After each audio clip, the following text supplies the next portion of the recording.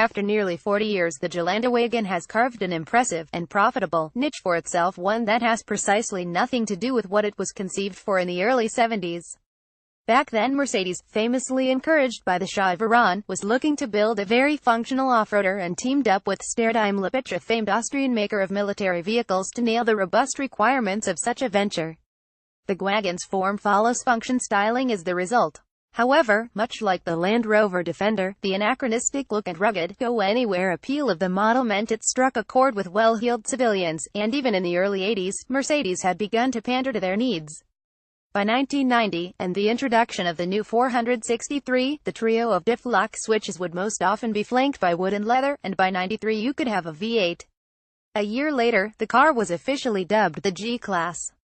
Today, in the UK, an entry-level G350d starts at £92,025. Little wonder then that they're such a rare sight beyond Cashrick city centres.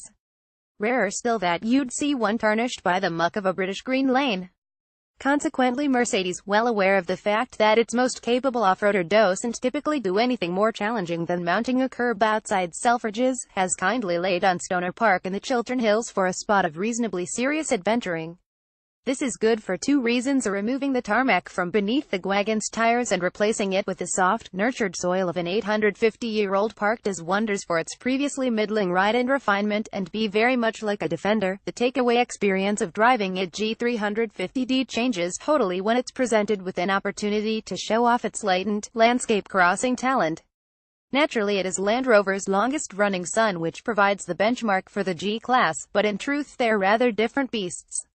Gaydon's understandable reticence at investing any significant money in the Defender is always highlighted by the material superiority of its German rival. The wagon is a comprehensively nicer place to be, i.e. your correspondent fits in it without the need to have his elbow poking out of the window, and all the modern trimmings are offered in recognizably plush Mercedes trim.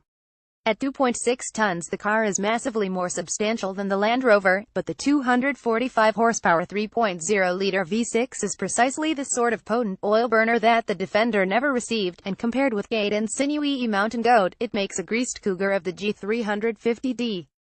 Given the nature of the exercise, Mercedes instructors have us in low range almost from the get-go, but there is a lingering suspicion that 442 pounds-feet of torque from 1,600 revolutions per minute would see us across most of the park without ever indulging the transfer case. Doing so, of course, simply involves the push of a button, much like selecting gears on the 7-speed transmission requires the tug of a paddle. But that ought not to give the impression that the wagon is automated. In the Land Rover Discovery mode there is no terrain response dial, hill descent controller. Crawl mode, here there's your low range button, and your 3 dash-mounted hero switches, one each for the center, rear and front locking diffs.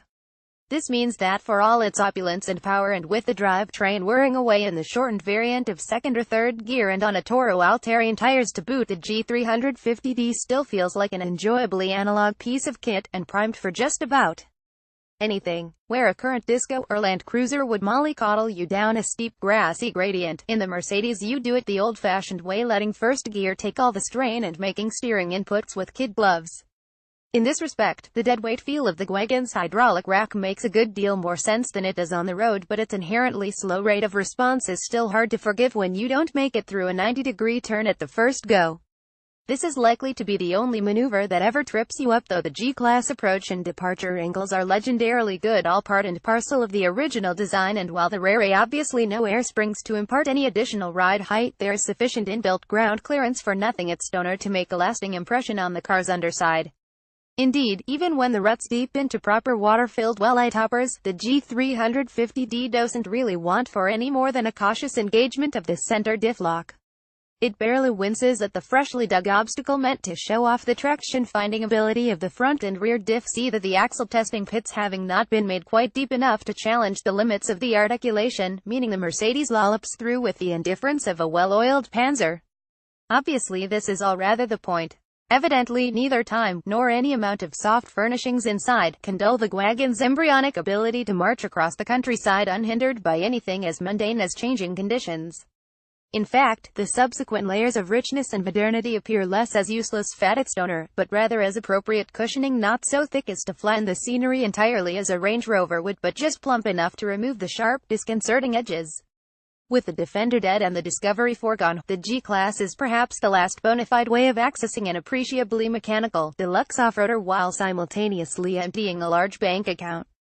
Mercedes-Benz G350d engine 2987 cc V6 diesel transmission 7-speed automatic, low-range transfer case, 4-wheel drive power HP 245 at 3600 rpm torque pound-feet 442 at 1,602,400 revolutions per minute 062 mph 8.9 seconds top speed 119 mph weight 2612 kg mpg 28.5 NEDC combined 2261 GKM price £88,800